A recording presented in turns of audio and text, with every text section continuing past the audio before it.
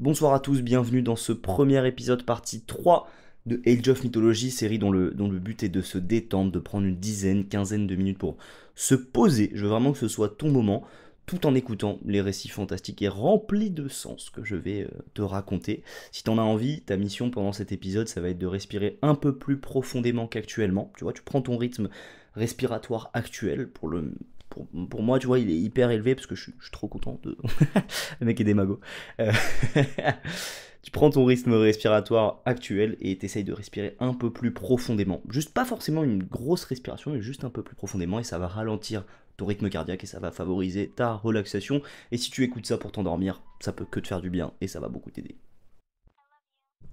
Je l'aime bien cette petite intro, je l'aime bien, ça me donne une petite structure à respecter dans ces épisodes et surtout dans mes intros qui sont en général très décousues, c'est d'ailleurs ce que j'aime beaucoup, mais du coup ça ajoute un petit côté un peu carré, un peu sympa, un peu redondant, ça donne une petite identité, dites-moi ce que vous en pensez, ça se trouve c'est nul, mais ça fait plaisir en tout cas de vous retrouver, pourquoi? Parce que normalement ça fait à peu près une semaine que j'ai pas pris ce micro, je crois que c'est ça, hein. C'était là on est le mercredi, normalement cet épisode sort le samedi ou le dimanche, et c'est la fin de cet épisode sur Prométhée, un des mythes fondateurs de la mythologie grecque, où on explique finalement la création des hommes, le pourquoi de notre existence, et qui est hyper intéressant, et là on en était, pour rappel, en gros au moment où la boîte de Pandore a été ouverte. Donc si vous voulez, on se fait un petit rappel très bref, en gros. Prométhée, c'est un titan, il a un frère, c'est Épiméthée. Épiméthée, ça veut dire celui qui réfléchit après. Son nom explique toutes ses actions manifestement. Et Prométhée, il est chargé de créer les hommes. Il crée les hommes, il leur donne le feu, sauf que...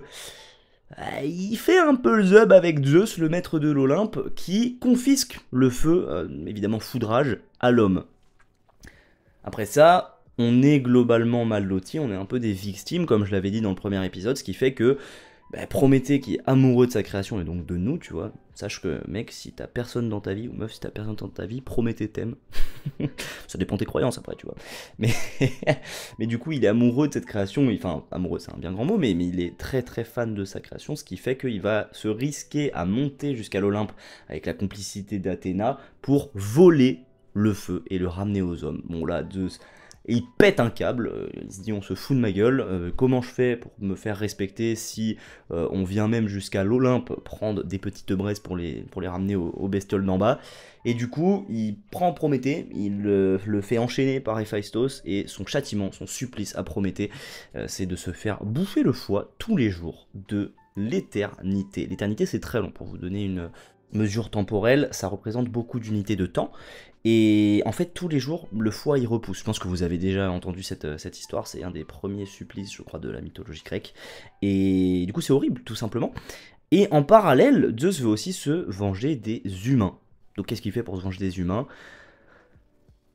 Il va s'en prendre à Épiméthée, mais pas d'une manière frontale, tu vois, d'une manière très perfide, à savoir, il crée la première femme, Pandore, et il l'arme de différentes caractéristiques, lui donne une boîte qui, elle ne le sait pas, est remplie de tous les maux et crimes de l'humanité, enfin en tout cas qui vont pouvoir s'abattre sur l'humanité, et évidemment Hermès lui fout la curiosité à la Pandore, elle ouvre la boîte de Pandore, et tous les crimes et maux s'échappent et s'abattent sur l'humanité, sauf un seul, l'espérance. J'y reviendrai, parce que c'est un point qui m'a fort intrigué. Voilà, c'était une petite synthèse, je suis assez fier de moi, parce que mine de rien, j'ai réussi à la faire sans aucune note. Donc non, mais c'est plutôt cool, moi j'aime bien m'imprégner un peu de ces histoires, et je trouve trop intéressantes et fascinantes. Je sais qu'elles ont occupé une grosse partie de mon enfance, et donc forcément, j'ai une attache émotionnelle dessus, et je pense que c'est pas pour rien. Avant de commencer cet épisode, laissez-moi vous demander comment ça va. C'est traditionnel, j'espère que vous allez tous hyper bien. Je sais que ces épisodes sont pas extrêmement écoutés, tu vois là au moment où je parle, il y a 50, 60 vues il me semble sur le premier épisode. J'ai totalement conscience que c'est un sujet qui, enfin, genre, objectivement, est pas le plus intéressant pour tout le monde. Moi me fascine, mais en fait, je peux aussi penser que tout le monde n'est pas fasciné par ce sujet, et que du coup, c'est vraiment un kiff que je me fais, et que potentiellement j'essaye de faire à ceux qui seraient intéressés. J'ai eu quelques retours, et merci beaucoup à ceux qui m'ont fait des retours, parce que c'est trop encourageant. Il y a forcément un truc, tu vois, quand tu fais une vidéo ou un projet que tu partages à pas mal de monde théoriquement, où quand il y a des gens qui te font des retours, c'est tellement gratifiant, et ça te pousse à continuer ton truc, et à te dire, en fait, c'est une bonne idée, au moins pour certaines personnes, et donc ça fait hyper plaisir. Et par exemple, avec les threads d'horreur, quand bah là j'ai arrêté un peu d'en faire, mais d'ailleurs spoiler, prochaine vidéo après celle-là, c'est un thread d'horreur. Qui plus est vidéo, c'est-à-dire que il y aura des petites images et tout, donc c'est pas mal en vrai. Enfin, il y aura pas ma tête, mais il y aura des petites images, je trouve ça cool. Et je me perds de ouf. Je disais quoi? Oui, qu'effectivement, voilà, t'as ce format de trade horror qui, mine de rien, a amené beaucoup de monde sur la chaîne par rapport à ce à quoi je m'attendais. Enfin, évidemment, on n'est pas non plus 1 million, tu vois, mais 900 c'est beaucoup, et enfin, bon, déjà merci, voilà. Et du coup, bah forcément, par rapport à ces formats trade horror, ce que je fais là, depuis que j'ai recommencé à faire un peu des épisodes, sont bien moins vus, bien moins écoutés. Donc, bah je pense que c'est pas mal, parce que mine de rien, ça met aussi une bonne dose d'humilité, c'est cool, tu vois, genre tu te dis, enfin ça me force à penser à ce que je peux faire pour améliorer ces concepts, et d'ailleurs n'hésitez pas à m'aider là-dessus, tu vois, dans cette mission d'essayer d'améliorer. Un des axes que j'ai vu, ce serait d'incorporer des photos, des vidéos, enfin de rendre le truc un peu un format vidéo, même si je sais que bah, le format audio convient à pas mal de monde, mais je pense que tu sais, quand tu découvres, c'est moins austère quand même, d'avoir quelques images, un peu de, un peu de mouvement, plutôt que juste la photo que je mets en règle générale. Je sais pas si je le ferai pour tout, mais en tout cas, je vais essayer de l'incorporer sur certains épisodes. Voilà, donc bah, n'hésitez pas, voilà, c'était ça à la base, hein, la question, à me dire comment vous allez, ça me fait très plaisir d'avoir de vos nouvelles quand je peux en avoir. Moi de mon côté, très rapidement, parce que je pense que ça fait pas mal de temps que je parle, ça va bien, je suis toujours dans une bonne dynamique. Seul problème, seul bémol, c'est que j'ai une blessure au pec et au biceps qui est super chiante, parce qu'en fait, biceps, c'est des mouvements de tirage, pec, c'est des mouvements de poussée, donc c'est vraiment tu vois, une bonne grosse panoplie de ce que tu peux faire en haut du corps en sport et conditionné par tirage et poussée, et du coup bah là je suis un peu limité, donc ça m'emmerde, hein, voilà, je vais pas mentir, ça m'emmerde, mais du coup je me consacre à d'autres trucs. Je me suis lancé dans une sèche, tu vois, pour bien préparer l'été, histoire d'être beau gosse. D'ailleurs je vais jamais à la plage, je sais même pas pourquoi je fais ça, mais je me suis lancé dans une sèche. Et je vous prépare potentiellement un compte rendu de cette sèche pour voir, bah déjà parce que moi ça me donne une bonne motivation, tu sais, de le documenter un peu, et pour potentiellement voir si ça intéresse certaines personnes. Je pense pas que je vais m'étendre énormément sur des sujets type comment on fait une sèche, à la limite peut-être des petites astuces que moi j'ai trouvé moi-même, pourquoi pas, mais sinon toutes les ressources sont disponibles sur internet, et moi-même j'ai appris à faire ce genre de diète avec YouTube et avec des podcasts et tout, et il y a tellement de gens qui sont trop qualifiés, et donc bah, si vous voulez, ça vous intéresse, je pourrais vous donner des petites ressources. Sur ce, je vais peut-être commencer cet épisode, parce que ça fait 20 minutes que je parle, je pense. Attends, je check. Il est où mon enregistrement? Ça fait 8 minutes. Oh, bah, ça va, c'est pas mal. Évidemment, il y aura des timecodes. Le but n'est pas de monopoliser la parole quand les rares personnes qui cliquent sur cet épisode, parce que je pense que celui-là, ce sera vraiment celui qui sera le moins vu. Pourquoi? Parce que il parle en partie de l'histoire, mais aussi beaucoup, justement, et ça me permet de rentrer un peu dans le vif du sujet. Il parle pas mal de l'interprétation qu'on peut faire de ce mythe. Attention, ça peut faire un peu austère dit comme ça, mais en fait c'est vraiment juste moi qui me suis un peu posé des questions sur qu'est-ce que ça veut dire ça, parce qu'en fait c'est hyper intéressant. En général, en fait, je vais le redire, je pense dans cet épisode, mais un mythe, ça sert notamment à expliquer des phénomènes qu'on expérimente au quotidien et qui font partie de notre réalité. Donc en fait c'est hyper intéressant de voir comment un mythe a permis d'expliquer certaines coutumes, certaines traditions, certaines juste existences de la Grèce antique, et je vous propose qu'on se plonge directement là-dedans, parce que moi c'est vraiment l'épisode qui me fait le plus kiffer dans ces trois, paradoxalement, parce que l'histoire est extrêmement intéressante, mais en fait c'est vraiment m'intéresser à ce que ça signifie et de me poser des questions dessus qui m'a vraiment fait kiffer. Donc je vous propose qu'on commence, tout simplement. Comme je le disais, on s'en était arrêté à l'ouverture de la boîte de Pandore, et globalement depuis cette ouverture, la vie est dure. L'humanité est tachée de crimes, elle est contrainte de vivre avec les maladies, les maux, les souffrances, et pendant ce temps, bah, s'il y en a bien un qui arrête pas de souffrir, c'est ce bon Prométhée. L'autre, tu sais pas comment il fait pour conserver sa masse musculaire, ça fait des milliers d'années qu'il fait pas un squat, qu'il est enchaîné, qu'il est contraint de tous ses mouvements, et jour après jour, il perd son foie. Bref, vraiment les engines terriennes, c'est du miel comparé à la vie du titan. Pourtant, Prométhée, le prévoyant littéralement, celui qui pense en avant, potentiellement une bonne référence à la connaissance de l'avenir dont on va justement parler, il a une info, justement. Il a une info qui concerne Zeus, le roi des dieux, c'est-à-dire le gars qui l'a fait enchaîner, à cause duquel ça fait un bon bail, qui prend sa dose de supplice quotidien, quoi. Le dossier qu'il a, Prométhée, c'est que Zeus est alors épris de la Néréide Thétis, donc qui est une divinité, et Prométhée détient un secret à ce sujet. Le secret en question, c'est que de l'union de Thétis et de Zeus naîtra un fils. Sauf que ce fils, c'est pas n'importe quel fils, il sera, selon les dires de Prométhée, si puissant qu'il dépassera son père, donc Zeus, et sera susceptible de le renverser. Là, on se dit ok, pourquoi pas, mais bon, en vrai, rien n'est sûr. Rien n'est sûr, le gars il est enchaîné, il se fait rogner quotidiennement le foie à heure fixe, il dirait n'importe quoi pour être délivré. Pourtant, c'est quand même bien Zeus, le fils de Cronos qui avait renversé son père, et Cronos avant lui qui s'en était pris à son père Ouranos. Pourquoi le cycle ne se répéterait-il pas? Zeus est forcément intrigué de la connaissance de l'avenir du Titan et promet de le libérer en échange de l'information qu'il prend très au sérieux puisque après avoir conclut cet accord avec Prométhée, il réoriente Thétis vers un humain pour que son fils soit tout au plus un demi-dieu. Comme vous le savez peut-être, l'union d'un gamète divin et d'un gamète humain forme un demi-dieu. Pour la petite histoire, le gosse qui naîtra de l'alliance entre Thétis et Pélée, roi d'une région de Thessalie, il s'appelle Achille. Il s'appelle Achille, on en reparlera peut-être si le format vous plaît évidemment, mais ça fait quand même pas mal de noms différents, je suis désolé, ouais d'ailleurs, Thétis, Pélée, Achille, la Thessalie, Michel, la voisine, je suis conscient que ça fait pas mal, mais on s'arrête là, vous inquiétez pas, mais c'est aussi ça qui est génial avec la mythologie grecque, c'est qu'en gros elle forme un ensemble hyper cohérent et très lié qui la rend fascinante tout simplement. Pour revenir au sujet, le fils de Thétis et d'un humain, c'est globalement le plus puissant de tous les demi-dieux, donc Achille. Donc on peut raisonnablement se dire qu'un fils avec Zeus, ça aurait pu se faire réaliser la prédiction de Prométhée. Donc c'est quand même une bonne indication que Prométhée avait bien lu l'avenir. On ne sait pas comment, malheureusement je pourrais pas vous le... J'ai pas le dos, mais il avait potentiellement raison. Bon, depuis tout à l'heure, on n'a pas une très bonne image de Zeus, c'est vrai, mais c'est tout de même un dieu de parole, et il envoie son fils, Héraclès, le célèbre Hercule, tuer l'aigle qui bouffe le foie de Prométhée tous les jours, tu vois, et libérer Prométhée de son supplice. Petite nuance tout de même, pour ne pas faillir à sa parole qui avait été d'enchaîner pour toujours le titan au mont Caucase, Zeus joue sur les mots, et il ordonne à Prométhée de porter une bague en fer surmontée d'un fragment de la roche de la montagne à laquelle il était enchaîné, pour qu'il soit littéralement toujours lié à ses chaînes. Gentil en vrai.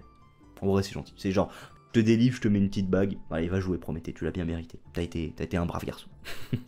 Et c'est ainsi, justement, sur cette fin heureuse d'Héraclès qui délivre Prométhée que s'achève ce mythe qui remonte aux origines de l'humanité. Et il est important de souligner que, justement, comme je le disais en introduction, la mythologie, c'est un grand ensemble d'histoires, de légendes qui ont des sources très diverses.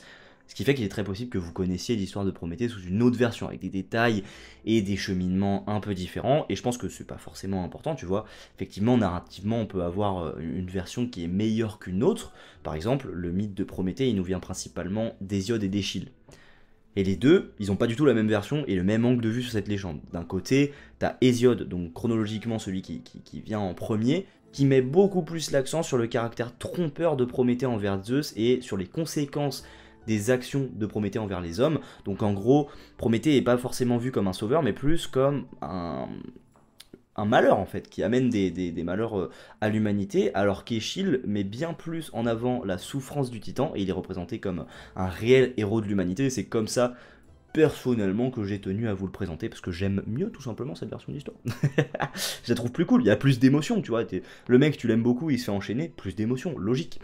Pareil, dans d'autres versions, c'est pas Prométhée qui crée l'homme, par exemple, qui existe déjà, mais il est tout de même pris d'affection pour lui, ou encore certaines versions insistent sur le fait qu'Athéna est complice de Prométhée. Là, moi, effectivement, Athéna aide Prométhée à aller sur l'Olympe, mais dans certaines versions, Athéna est clairement complice du coup. Bref, sous plein d'aspects, on peut avoir des récits différents, on peut avoir des récits divers.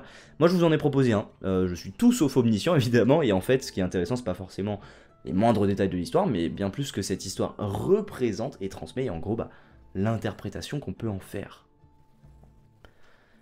Je reprends un peu ma respiration, parce que ça papote, et puis je vais juste...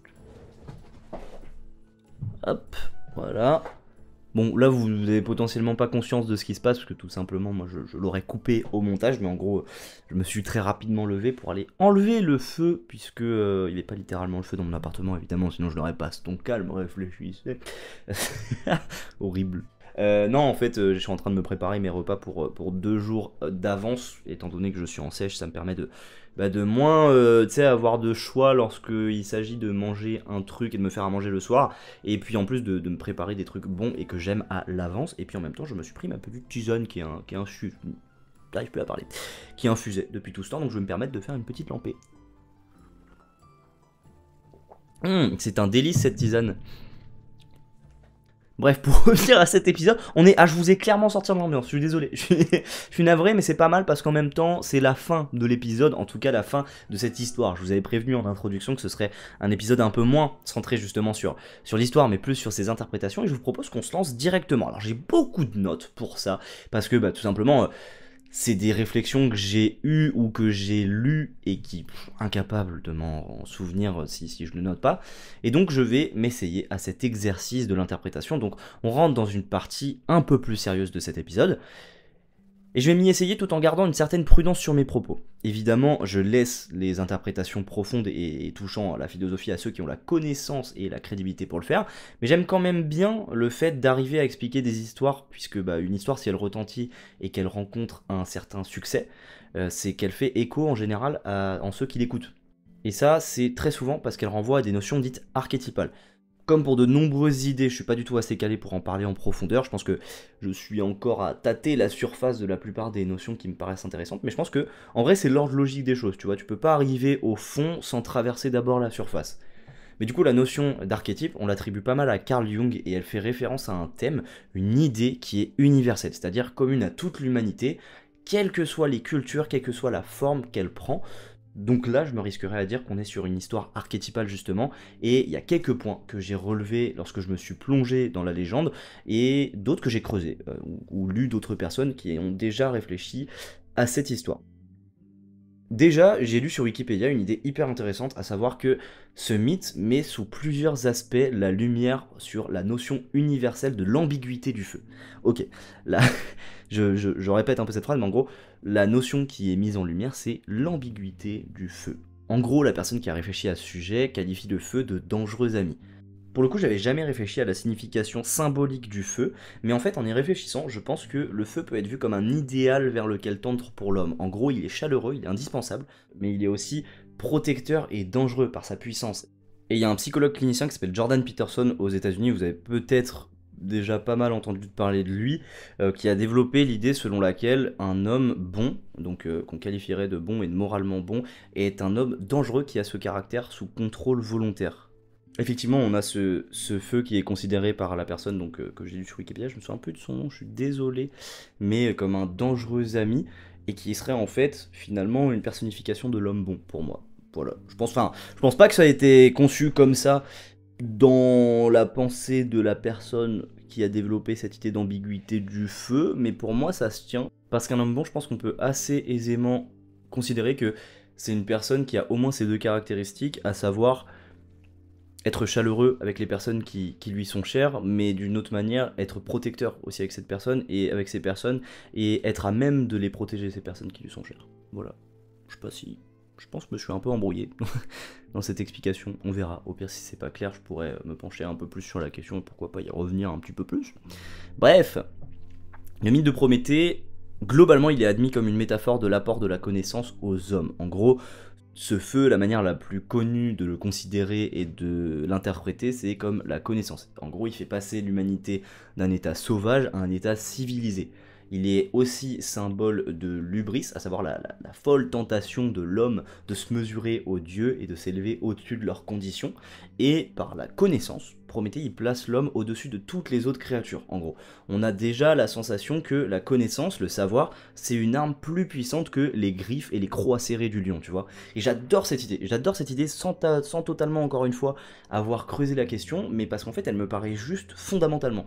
Et c'est notamment, je pense, pourquoi j'essaie de lire, de me renseigner sur ce genre d'histoire, de me cultiver, en fait, en règle générale, c'est parce qu'en fait, je pense vraiment que c'est une des manières que l'on a de se rendre puissant. Et en le disant, j'ai le sentiment que vouloir être puissant, c'est considéré comme quelque chose de négatif aujourd'hui. Comme si être puissant accompagnait inévitablement un mal pour le monde. Évidemment, il y a certains cas qui justifient cette possibilité, que ce soit des guerres, des crimes, ou encore, par exemple, l'impact écologique d'entreprises extrêmement puissantes aujourd'hui. En fait, on craint forcément la puissance en ce qu'elle a de destructeur, et moi je veux devenir puissant, c'est-à-dire accumuler plus de savoir et devenir plus fort physiquement, vraiment, c'est pour moi ça qui est synonyme de puissance. Évidemment, il y a beaucoup d'autres facteurs qui accompagnent cela, mais j'imagine pas justement faire cette quête de puissance entre guillemets au détriment des autres. Moi je veux juste être capable de protéger ceux à qui je tiens et être suffisamment puissant pour ne pas laisser ceux qui le sont aussi s'en servir contre moi, tu vois, s'ils le veulent. Alors aujourd'hui je me considère pas comme puissant, voilà. Je te fais un petit aveu de faiblesse, en tout cas je me considère pas comme quelqu'un de puissant. Et pour revenir sur cette question de j'ai l'impression que c'est mal vu d'être puissant aujourd'hui, je me dis que peut-être que si on voit quelque chose de mal dans la puissance, donc on la craint, c'est peut-être parce qu'en fait on est juste trop faible pour se protéger de celle des autres. Et en même temps c'est logique, tu vois, enfin, aujourd'hui, qui peut aisément se dire je suis assez puissant pour me protéger d'Elon Musk par exemple. Tu vois, si Elon Musk décide aujourd'hui que tu dois disparaître de cette planète, il est très raisonnable de penser que tu le feras. C'est horrible. Mais du coup, on voudrait justement, puisqu'on craint cette puissance et de ne pas pouvoir se défendre contre celle des autres, on voudrait que personne ne le soit. Mais je sais pas pourquoi, mais ça me semble pas être la bonne manière de voir les choses. Peut-être qu'elle se vaut, mais instinctivement, je suis pas d'accord avec cette idée.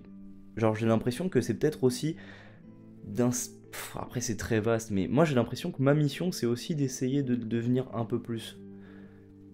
Voilà, je m'égare.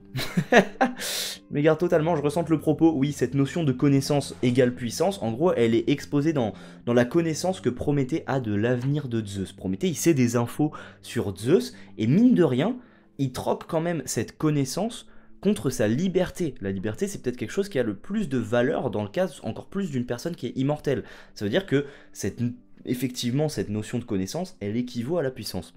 Ça, justement, ça me paraît être une métaphore très puissante d'un des paradoxes du pouvoir, à savoir que celui qui semble le plus puissant ne l'est pas forcément. Et je pense que c'est encore plus vrai dans nos sociétés qu'autrefois, parce que, typiquement, le dirigeant du plus grand pays au monde, c'est pas le mec le plus balèze physiquement au monde, tu vois.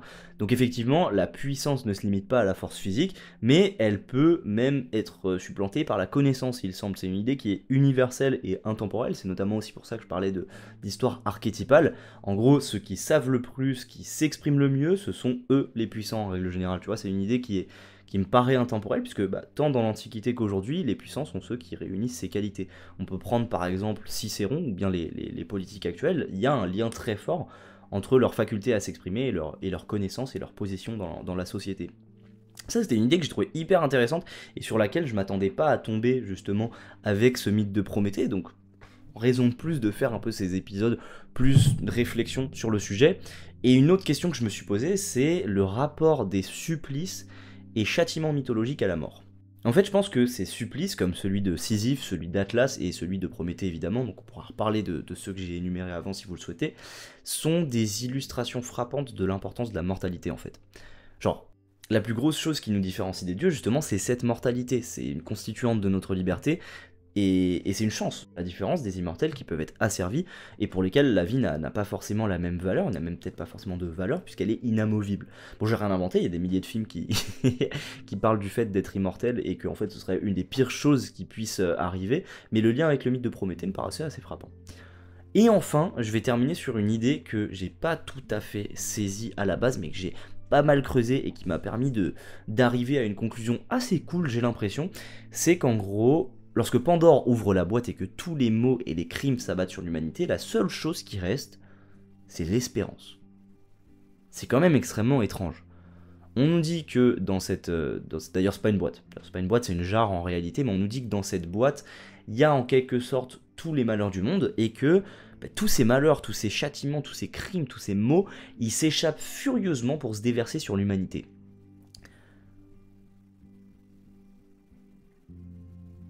Mais dans toute cette souffrance, tous ces maux, tous ces crimes, les dieux auraient inclus l'espérance.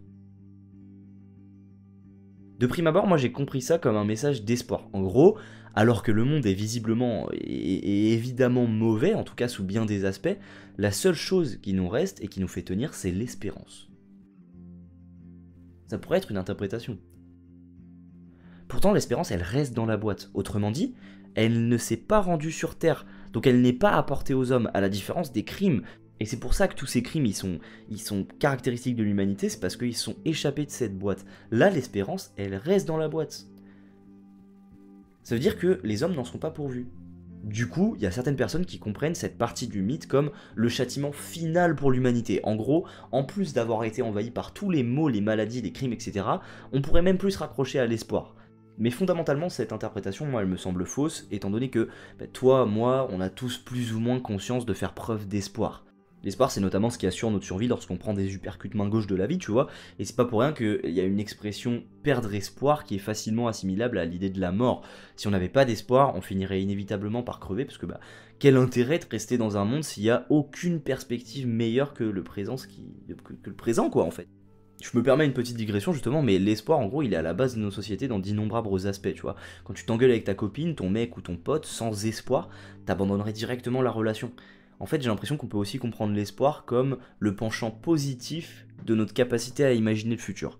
Le penchant négatif, justement, ce serait peut-être la crainte, l'appréhension, et du coup, pareil, en fait, s'il n'y a aucun futur qui existe, donc si on n'était pas pourvu de cette appréhension, quel intérêt de travailler, parce que quand tu travailles, tu sacrifies le présent pour un bénéfice futur. Bref, je m'égare, mais cette idée selon laquelle on aurait empêché l'espérance ou l'espoir d'arriver aux hommes me semble fausse, tu vois. Quel intérêt pour les Grecs de mettre en mots un mythe fondateur qui considérerait que l'humain n'est pas pourvu d'espoir, alors que c'est une des choses qui nous caractérise le plus.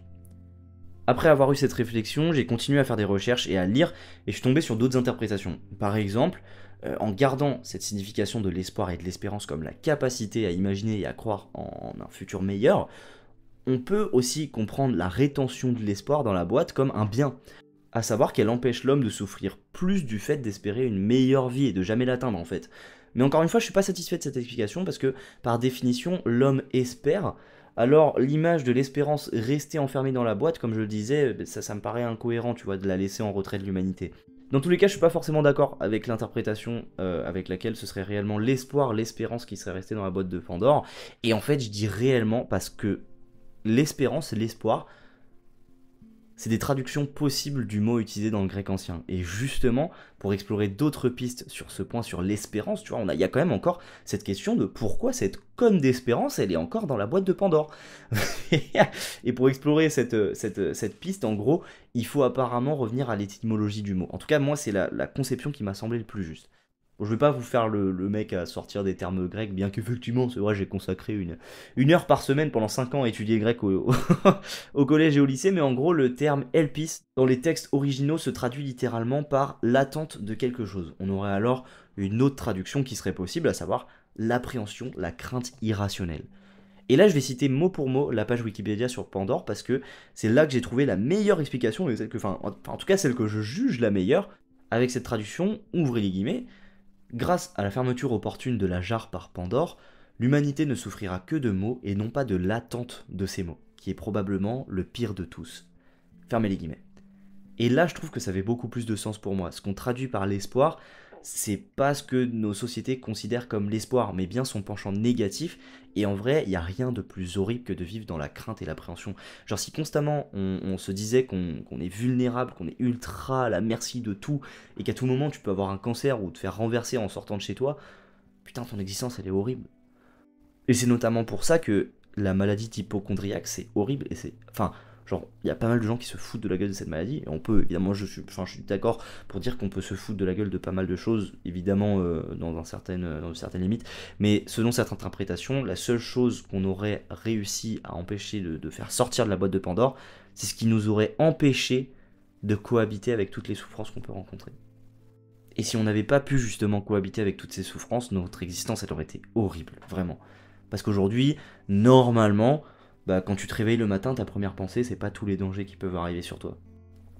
Donc finalement, effectivement, comme le disait Wikipédia, ça se trouve, l'espérance, c'est cette appréhension, cette crainte irrationnelle, et qui est finalement le pire des maux qu'on aurait pu avoir, et au final, le fait de l'avoir laissé dans la boîte de Pandore est une bénédiction.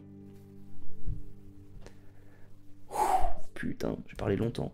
J'ai parlé longtemps de ouf, je pense que l'épisode va durer vraiment des plombes. C'est pas grave, ça m'a fait plaisir de mener un peu cette réflexion. Effectivement, c'était une très grosse partie interprétation, réflexion par rapport à la partie histoire, mais je me dis qu'en vrai, moi personnellement j'aime pas mal écouter des réflexions d'autres personnes, donc peut-être que ça intéressera de certaines personnes. Honnêtement, je pense qu'il va y avoir un watch time de 2 minutes. Je pense que ça va intéresser 2 personnes, mais bon, bah, on sait jamais. Et puis moi, ça m'a permis de, en plus, réfléchir un peu sur toutes ces questions. J'ai mon micro qui tremble. Bref, c'est la fin de cet épisode.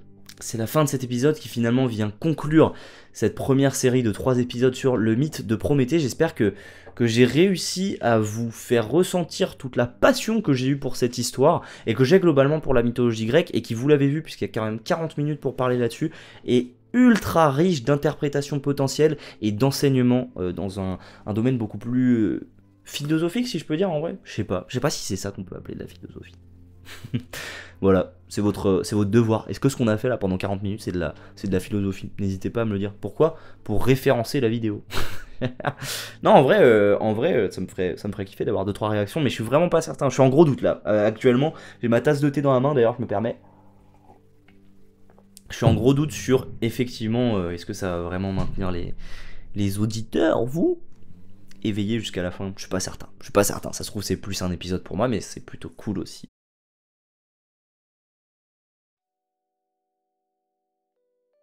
Bref, j'espère que ça vous a plu. J'espère que même dans tous les cas, vous avez passé un bon moment et que vous avez réussi, et je suis désolé pour les coups que je mets dans ma table, c'est atroce. Est-ce que vous avez réussi à vous relaxer pendant cette petite période? Parce que comme je le disais, c'était aussi le but de cet épisode. Et comme je l'ai dit, je reviens la semaine prochaine avec un thread d'horreur qui franchement m'a fait tellement bader. Et oui, il est déjà écrit. Et je pense avoir déjà pas mal d'images pour ça. D'ailleurs, putain, trop content, je me suis acheté un disque dur. Ça fait plaisir, parce qu'en fait là mon ordi il est en train de péter un câble, parce qu'il y a beaucoup trop de fichiers vidéo, fichiers audio, entre les musiques que je télécharge pour ces épisodes, les épisodes en eux-mêmes, les versions de travail, nanana, les photos, il est en train de péter un câble, donc je vais tout foutre sur un disque dur, et ça ira très bien, et je vais redonner un peu de poil de la bête à ce joli ordinateur. Donc ça fait plaisir, mais effectivement, je sais plus où j'en étais. Tout simplement, trait d'horreur, voilà, qui m'a fait totalement bader. Il est déjà écrit comme je le disais. Le deuxième épisode de Age of Mythology est aussi écrit. Je suis content, comme je vous le disais, je suis dans une bonne dynamique. Donc en fait, ça fait que je travaille extrêmement constamment sur ce projet de chaîne YouTube, à raison d'à peu près 1 heure, 2 heures par jour, ce qui fait que je prends pas mal d'avance. Donc comme d'habitude, tu vois, ça se trouve, il y aura une période où dans 6 mois on se revoit parce qu'en fait j'ai eu d'autres trucs qui sont arrivés avant et que j'ai fait passer avant, ou alors que j'ai l'impression que ça a plus de sens de faire ça, mais en tout cas ça va bien. C'est pas un message d'espoir ce que je viens de faire passer, hein, mais là ça va très bien. En parallèle, je suis en train de découvrir très petit à petit le langage VBA, qui est un langage de programmation appliqué à Excel, parce que comme je vous l'ai dit, j'aimerais bien devenir data analyst. En tout cas pour l'instant c'est sur ça que je m'oriente, et ça fait trop kiffer de me relancer un peu dans une formation et dans l'apprentissage d'un truc technique, parce que tu te sens progresser à vue d'œil. Genre en mode, j'avais un objectif avec VBA, et au bout de 3 séances, j'ai réussi à créer la macro que je voulais faire. Bref, je trouve ça trop cool. Sur ce, je pense qu'on se revoit, qu'on se reparle la prochaine fois pour ce thread d'horreur dans une semaine. Je vais essayer un épisode par semaine, ça me semble être un bon rythme. Si je peux faire plus, je me régalerai, mais sinon ça m'a l'air pas mal. Et puis voilà. Ensuite il y aura potentiellement un épisode de Age of Mythology, et puis je pense dans 1, 2, 3 mois, il y aura peut-être une petite vidéo sèche. Ça j'ai hâte, parce que ça fait longtemps que j'ai pas réussi à me remettre dans une sèche qui soit tolérable, qui soit potentiellement menable à bien, si on peut dire, je sais pas si ça se dit, et j'ai l'impression que je suis sur la bonne route après une semaine. Potentiellement durer entre 6 et 8 semaines, donc rien n'est fait évidemment, mais ça me motive de me dire que potentiellement je vais pouvoir en parler et vous montrer un peu les résultats que ça produit. Ne vous attendez pas à quelque chose de dingue, tu vois, genre je suis pas un athlète, genre en mode, tu vois pas les LeBron James quand tu me vois torse nu, mais je pense que dans tous les cas,